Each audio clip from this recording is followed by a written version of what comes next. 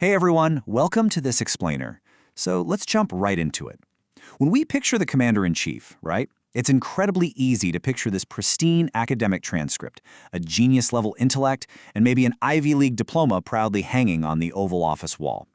We just naturally assume that to run the whole country, you basically had to be the smartest kid in your class. But what if I told you that historical reality is actually a lot more complicated and honestly, a whole lot more interesting? So, the big question, do you really need a genius IQ and an elite degree to be president? Well, the short answer is absolutely not. Throughout this explainer, we're going to playfully bust this whole myth of the required presidential pedigree. Because as you'll see time and time again, raw determination, street smarts, and just this unbreakable will to learn have completely outmatched a fancy diploma. All right, here is our roadmap for today. Number 1, Ivy Leaguers and geniuses. 2, the self-taught trailblazers. 3, when EQ beats IQ. And 4, grades versus Oval Office success. Let's get into it. When you look at the data, we have this wildly diverse mix of book smarts, street smarts, and military discipline in the Oval Office. On one hand, you've got your Harvard and Yale graduates. Then you have the rugged frontiersmen who literally taught themselves how to read. And of course, those shaped by rigorous military academies or real-world battlefields. So there is clearly no single mandated path to the highest office in the land. Okay, Section 1, Ivy Leaguers and geniuses. 175. Just let that sink in for a second. That massive number represents the estimated IQ of John Quincy Adams. That is the highest of any U.S. president. It's a pretty stark contrast to others on the lower end of the spectrum who, relied on very different skill sets to succeed. To put Adams' crazy intellect into perspective, he traveled Europe as a kid, spoke fluent French, Dutch, and German, and basically breezed through Harvard in just 2 years. I mean, wow. And you've got to hear about his morning routine, because it was intense. He started every single day with a nude swim in the Potomac River. Yeah, you heard that right. Then he'd casually read the Bible in its original Greek, before writing in a diary that eventually grew to a staggering 15,000 pages. I mean, that is the literal definition of the discipline of a hyperactive, brilliant mind. But an elite education wasn't just about raw IQ back then. It was really about rare opportunities. Think about this. In the late 1800s, only 2% of Americans ever even stepped foot in a college classroom. 2%. Yet Woodrow Wilson didn't just go to college. He earned a whole PhD in political science from Johns Hopkins, and then eventually became the president of Princeton University. He was kind of the ultimate academic in an era where almost nobody had that luxury. And then, oh man, we have the speed demons.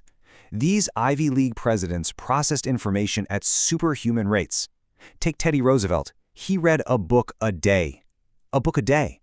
Plus, he had a photographic memory, so he could quote entire texts weeks later. John F. Kennedy? He could speed read an astonishing 1,200 words a minute.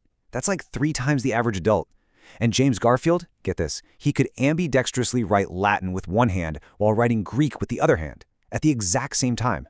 Oh, and he also published an original proof of the Pythagorean theorem while he was serving in Congress. Absolutely incredible.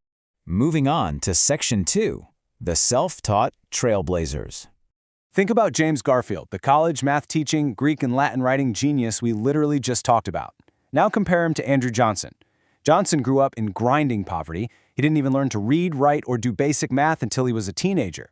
Yet he somehow managed to teach himself enough law to pass the Tennessee bar and work his way all the way up to the Oval Office.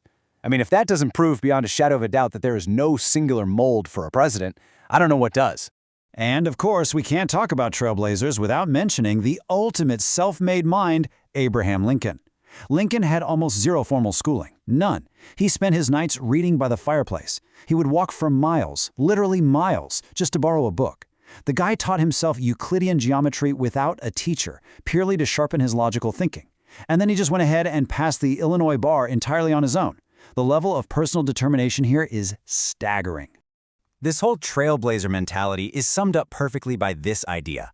If you can't go to college, just build one. Take Millard Fillmore. He grew up in poverty, never formally went to college, but he devoured every single book he could get his hands on to teach himself grammar, math, and law.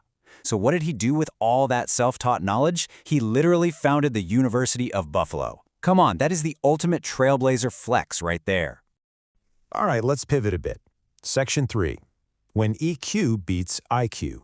So, emotional intelligence, or EQ. Basically, this is the ability to navigate complex social environments, build coalitions, and totally outmaneuver your opponents. And here's the thing, many of our most impactful presidents, they weren't academic superstars at all. Instead, they possessed this elite, almost sixth sense level of this intangible skill. Basically, they just knew people. Just look at these very distinct leaders who utilized raw charisma to completely dominate their political landscapes. Lyndon B. Johnson, for example, could walk into a room of 100 senators and instantly sense who was scared, who was angry, and exactly what their personal weakness was. It was a superpower. Franklin D. Roosevelt, he actually dropped out of Columbia Law School, said he found it boring, but he was an absolute master at managing giant egos and sensing the public mood during major crises.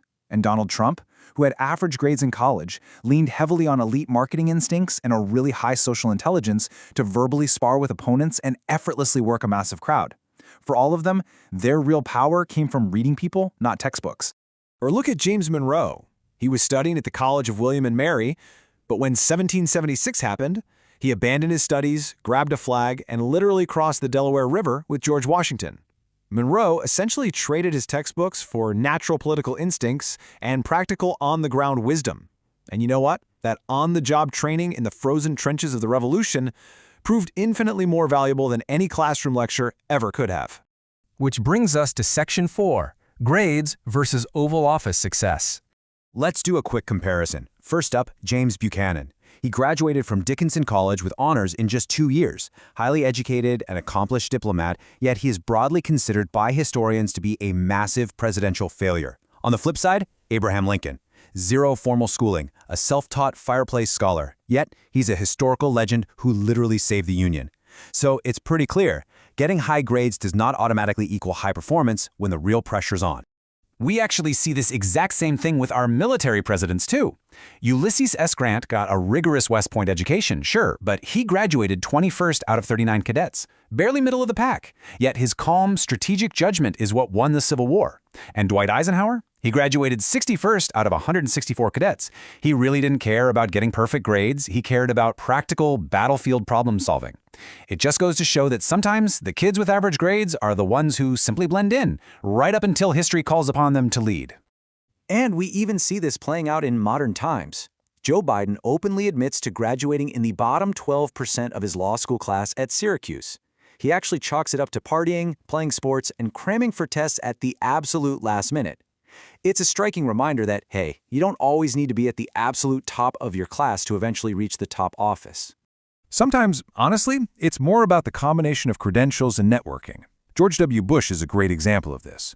He earned a Yale degree and a Harvard MBA. Now, he may not have been known for raw academic brilliance like a John Quincy Adams, but he utilized those elite credentials and incredibly strong name recognition to navigate his way to the presidency. It really shows how totally different levers can be pulled to achieve ultimate success. So, I want to leave you with this final thought to ponder as we wrap up this explainer.